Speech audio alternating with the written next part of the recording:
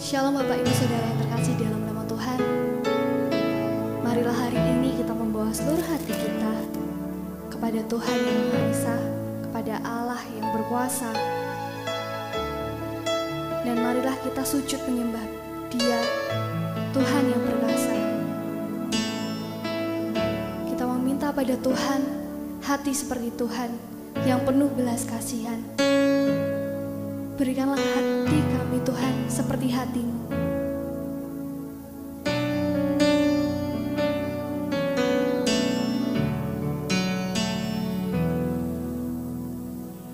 Berikan ku hati seperti hati-Mu, hati yang mengasihi jiwa yang terhilang. Berikan seperti mata-Mu,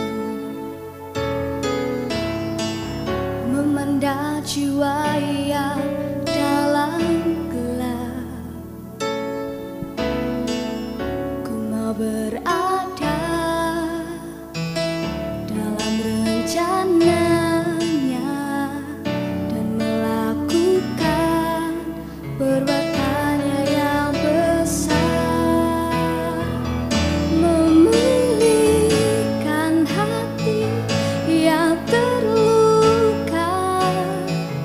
Menjadi rumah bagi mereka yang lemah, membagi hidup dan milik kita bersama. Jadikan hatiku seperti hati-Mu, Bapa. Lebih lagi mari katakan, berikan ku hati, berikan ku hati seperti hati-Mu, hati yang mengasihi jiwa yang terhilang. Berikan ku mata seperti mata-Mu,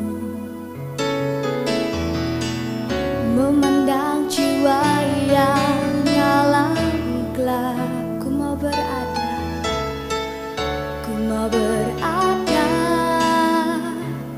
dalam rencananya dan melakukan perbuatannya yang besar. Memulihkan hati yang terluka, menjadi rumah bagi mereka yang lelah, membagi hidup dan milik kita bersama. Jadikan hatiku seperti hati-Mu, memulihkan hati yang terluka, menjadi rumah bagi mereka yang lelah, membagi hidup dan milik kita bersama. Jadikan hatiku seperti hati-Mu, Bapa. Jadikan hatiku seperti hati-Mu, Bapa. Jadikan hatiku seperti hati-Mu, Bapa.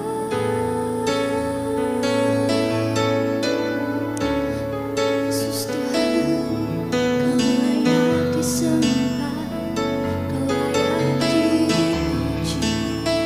Kami bersyukur kepadamu Tuhan, kepadamu Yesus, ku meninggikanmu, kami menyembahmu Yesus. Ini hati kami Tuhan, Ajari kami untuk menjadi seperti hati-Mu Bapa, yang penuh belas kasihan dan memandang sekeliling kami Bapa. Dan sebentar Tuhan Yesus, kami akan mendengar sabda kebenaran akan firman-Mu. Roh Kudus yang menuntun setiap kami Tuhan, untuk kami bisa mengerti apa yang Tuhan mau dalam kehidupan kami dan mengungkapkannya dalam kehidupan kami Bapa. Berkati beliau yang menyampaikan firman-Mu, berhikmat dan kebijaksanaan untuk beliau menyampaikan kebenaran akan firman-Mu Bapa. Terima kasih Tuhan Yesus, demi dan di dalam nama Tuhan Yesus kami berdoa dan mengucap syukur. Haleluya. Amin. Shalom, selamat pagi. Saya percaya dimanapun Bapak Ibu Saudara sekalian berada, kasih penyertaan Tuhan yang luar biasa selalu ada dalam hidup kita. Bapak Ibu Saudara dikasih Tuhan, pagi hari ini tema renungan firman pagi ini yang akan saya bawakan adalah hati yang mengasihi Tuhan. Mari saya mengajak setiap kita membuka di dalam firman Tuhan. Kita buka 1 Samuel pasalnya yang ke-16. Kita akan baca dari ayat yang pertama sampai dengan ayatnya yang ke-13. 1 Samuel 16 ayat yang pertama sampai dengan ayatnya yang ke-13. Saya akan baca secara cepat saja. Perikopnya adalah Daud diurapi menjadi raja. Berfirmanlah Tuhan kepada Samuel, berapa lama lagi engkau berduka cita karena Saul? Bukankah ia telah kutolak sebagai raja atas Israel? Isilah tabung tandukmu dan minyak dan pergilah, aku mengutus engkau kepada Isai, orang Betlehem itu, sebab di antara anak-anaknya telah kupilih seorang raja bagiku. Tetapi Samuel berkata, bagaimana mungkin aku pergi? Jika Saul mendengarnya, ia akan membunuh aku. Firman Tuhan, bawalah seekor lembu muda dan katakan, aku datang untuk mempersembahkan korban kepada Tuhan. Kemudian undanglah Isai ke upacara pengorbanan itu, lalu aku akan memberitahukan kepadamu apa yang harus kau perbuat. Urapilah bagiku orang yang kusebut kepadamu. Samuel berbuat seperti yang difirmankan Tuhan, dan tibalah ia di kota Betlehem. Para tua-tua di kota itu datang mendapatkannya dengan gemetar dan berkata, adakah kedatanganmu ini membawa selamat? Jawabnya, ya benar. Aku datang untuk mempersembahkan korban kepada Tuhan. Kuduskanlah dirimu dan datanglah dengan daku ke upacara pengorbanan ini. Kemudian ia menguduskan Isai dan anak-anaknya yang laki-laki dan mengundang mereka ke upacara pengorbanan itu. Ketika mereka itu masuk dan Samuel melihat Eliab, lalu pikirnya sungguh di hadapan Tuhan sekarang berdiri yang diurapinya. Tetapi firman Tuhan kepada Samuel, janganlah pandang parasnya dan perawakannya yang tinggi, sebab aku telah menolaknya. Bukan yang dilihat manusia yang dilihat Allah. Manusia melihat apa yang di depan mata, tetapi Tuhan melihat hati. Lalu Isai memanggil Abinadab dan menyuruhnya lewat di depan Samuel, tetapi Samuel berkata, orang ini pun tidak dipilih Tuhan. Kemudian Isai menyuruh Syama lewat, tetapi Samuel berkata, orang ini pun tidak dipilih Tuhan. Demikianlah Isai menyuruh ketujuh anaknya lewat di depan Samuel, tetapi Samuel berkata, Isai, semua ini tidak dipilih Tuhan. Lalu Samuel berkata kepada Isai, inikah anakmu semuanya? Jawabnya, masih tinggal yang bungsu, tetapi sedang menggembalakan kambing domba. Kata Samuel kepada Isai, suruhlah memanggil dia, sebab kita tidak akan duduk makan sebelum ia datang kemari. Kemudian disuruhnyalah menjemput dia. Ia kemerah-merahan, matanya indah dan parasnya elok. Lalu Tuhan berfirman, bangkitlah, urapilah dia, sebab inilah dia. Samuel mengambil tabung tanduk yang berisi minyak itu dan mengurapi Daud di tengah-tengah saudara-saudaranya. Sejak hari itu dan seterusnya berkuasalah roh Tuhan atas Daud. Lalu berangkatlah Samuel menuju Rama. Saudara yang dikasihi Tuhan, apa yang dapat kita pelajari dari pembacaan firman yang tadi sudah kita baca bersama-sama? Saudara, kalau kita memperhatikan di sini dari ayat yang pertama saudara sampai beberapa ayat kemudian, kita bisa menarik sebuah kesimpulan bahwa manusia memiliki kecenderungan untuk melihat apa yang tampak. Manusia cenderung melihat rupa. Manusia cenderung melihat perawakan. Saudara yang dikasihi Tuhan, bahkan seorang nabi sekelas Samuel pun sempat terkecoh ketika melihat salah satu anak daripada Isai yang perawakannya tinggi. Dia berpikir inilah raja yang akan menggantikan Raja Saul. Coba kita lihat ayatnya di 1 Samuel 16 ayat 6 dan 7. Ketika mereka itu masuk dan Samuel melihat Eliab, lalu pikirnya sungguh di hadapan Tuhan sekarang berdiri yang diurapinya. Tetapi firman Tuhan kepada Samuel, janganlah pandang parasnya atau perawakannya yang tinggi, sebab aku telah menolaknya. Saudara, kenapa Samuel begitu melihat Eliab, dia yakin bahwa itu raja yang akan dipilih Tuhan? Jawabnya simpel, saudara. Berdasarkan pengalaman ketika dia disuruh Tuhan mengurapi Raja Saul. Dikatakan waktu itu Saul perawakannya lebih tinggi daripada orang-orang pada zamannya waktu itu. Jadi ketika si Samuel ini, Nabi Samuel ini melihat Eliab yang tinggi, yang perawakannya bagus, dia berpikir bahwa inilah raja itu. Tetapi saudara, ternyata itu tidak dipilih Tuhan. Bahkan sampai ke-7 anak daripada Isai disuruh maju satu-satu untuk bertemu Samuel. Samuel akhirnya karena pemberitahuan Tuhan, bukan mereka yang akan dipilih oleh Tuhan. Jadi manusia cenderung melihat perawakan, tetapi beda dengan Tuhan. Dikatakan di ayatnya yang 7 bagian B, ya, bukan yang dilihat manusia yang dilihat Allah. Manusia melihat apa yang di depan mata, tetapi Tuhan melihat hati. Lanjut ayat 1 Samuel 16, 11-13 dikatakan, lalu Samuel berkata kepada Isai, idikah anakmu semuanya? Jawabnya, masih tinggal yang bungsu, tetapi sedang menggembalakan kambing domba. Kata Samuel kepada Isai, suruhlah memanggil dia, sebab kita tidak akan duduk makan sebelum ia datang. Kemudian disuruhnyalah menjemput dia, ia kemerah-merahan, matanya indah dan paras eloknya. Lalu Tuhan berfirman, bangkitlah, urapilah dia, sebab inilah dia. Samuel mengambil tabung tanduk yang berisi minyak itu dan mengurapi Daud di tengah-tengah saudara-saudaranya. Sejak hari itu dan seterusnya berkuasalah roh Tuhan atas Daud. Lalu berangkatlah Samuel menuju Rama. Tuhan melihat hati saudara. Makanya ketika Daud dipertemukan dengan Samuel, Tuhan bicara, inilah yang kumaksudkan, inilah pribadi yang kumaksudkan, inilah pribadi yang aku melihat hatinya luar biasa. Itu kata Tuhan. Manusia memandang perawakan, manusia memandang rupa, tetapi Allah melihat hati. Lalu saudara, yang menjadi pertanyaan, mengapa Allah memilih Daud? Mengapa Allah sepertinya mengistimewakan Daud dari sekian banyak orang, bahkan dari saudara-saudaranya yang mungkin perawakannya bagus-bagus dan tinggi-tinggi. Tetapi Daud tampil beda. Di dalam diri Daud ada hati yang luar biasa. Sebenarnya kalau kita mau gali lebih lanjut saudara, ada begitu banyak hal mengenai hatinya Daud. Tetapi pagi hari ini saya cuma mengambil 2 poin saja. Mengapa Allah begitu melihat hatinya Daud itu luar biasa? Yang pertama saudara, Daud memiliki hati yang mengasihi Tuhan dan mengandalkan Tuhan. Daud adalah orang yang hatinya sejak masa mudanya terpaut, tertuju kepada Tuhan. Daud adalah pribadi yang senang dan gemar mencari akan wajah Tuhan.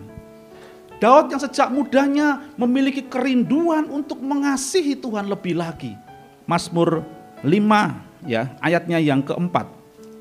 Tuhan, pada waktu pagi engkau mendengar seruanku, pada waktu pagi aku mengatur persembahan bagimu dan aku menunggu.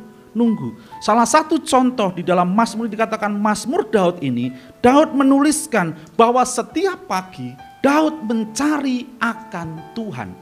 Dan kalau kita menyelami dan menggali lebih lagi tentang kehidupan Daud, ada banyak perkara yang Daud lakukan untuk menyenangkan hati Tuhan. Kalau saya ceritakan sangat panjang dan lebar saudara. Tetapi ada salah satu contoh yang luar biasa dikatakan di 1 Tawarikh 15. Dikatakan bahwa Daud membangun sebuah pondok untuk Tuhan. Di mana ada 24 jam orang-orang yang menaikkan pujian bagi Tuhan. Dan ini bukan orang-orang biasa. Tetapi dikatakan di dalam firman itu adalah orang-orang daripada keturunan Lewi. Yang dikhususkan, yang diajarkan. Dan mereka dikatakan menjadi ahli seni. Artinya saudara, Daud mempersiapkan demikian rupa agar dia dapat menyenangkan akan hati Tuhan. Lalu yang kedua saudara, hati seperti apa yang Tuhan lihat dalam pribadi Daud? Yaitu hati yang taat dan mudah dibentuk. Saudara, kalau kita belajar di ayat di pasal-pasal berikutnya saudara, kita bisa melihat kisah hidup Daud. Ya, di mana ketika dia berperang, dia selalu bertanya kepada Tuhan, apa yang harus aku lakukan Tuhan?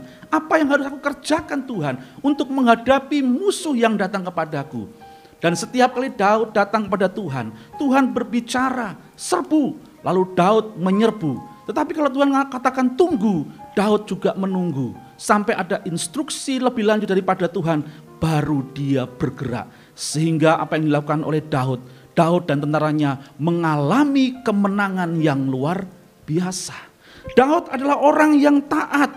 Daud adalah orang yang luar biasa. Dan Daud memiliki hati yang mudah dibentuk. Suatu ketika saudara, Daud jatuh dalam dosa.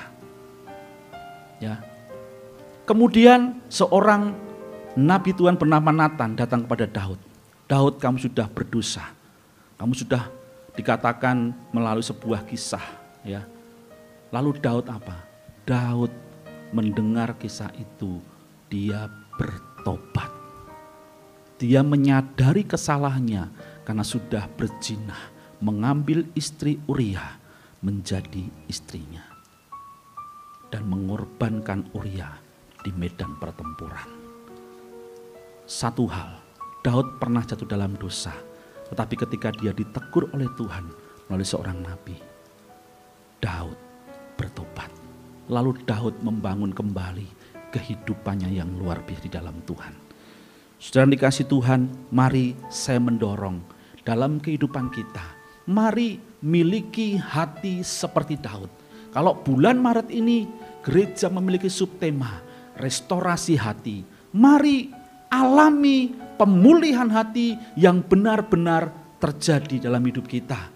Sehingga hidup kita tidak pernah sama lagi. Hidup kita memancarkan sesuatu yang luar biasa. Dan ketika kita melangkah, kita berjalan, kita bergerak, itu sesuai dengan apa yang Tuhan mau. Tuhan melihat setiap kita memiliki hati seperti Daud. Yaitu hati yang mengasihi dan mengandalkan Tuhan. Dan hati yang taat dan mudah dibentuk oleh Tuhan. Demikian firman Tuhan pagi hari ini. Biarlah ini menjadi kekuatan buat setiap kita untuk melangkah sepanjang hari ini bersama dengan Tuhan. Ketika kita mengasihi Tuhan, ketika kita mengandalkan Tuhan, ketika kita taat dan rela dibentuk oleh Tuhan, maka kemenangan lepas kemenangan, kemuliaan lepas kemuliaan, kebaikan lepas kebaikan, berkat lepas berkat akan menjadi bagian setiap kita. Dan saya percaya sepanjang hari ini adalah hari yang luar biasa ketika kita mau mengandalkan Tuhan. Mari kita berdoa bersama. Bapa, terima kasih, kami sungguh bersyukur buat pagi hari ini di mana kami boleh memuji Engkau, menyembah Engkau, di mana kami juga boleh belajar merenungkan akan kebenaran firman-Mu. Tuhan, berikan kami kemampuan untuk kami dapat mencerna mengenai firman Tuhan yang sudah kami pelajari, sehingga kami memiliki hati yang semakin dibentuk, dipulihkan seperti apa yang Tuhan kehendaki. Dan kami mau serahkan Tuhan, apapun juga yang boleh kami kerjakan sepanjang hari ini hanya ke dalam tangan kuasa Tuhan. Dan kami percaya ketika kami berjalan bersama dengan Tuhan, maka kebaikan, keberhasilan akan menjadi bagian setiap kami. Terima kasih Bapa, kami serahkan sepanjang hari ini hanya di dalam nama Tuhan Yesus Kristus. Kami berdoa, kami mengucap syukur. Haleluya. Amin.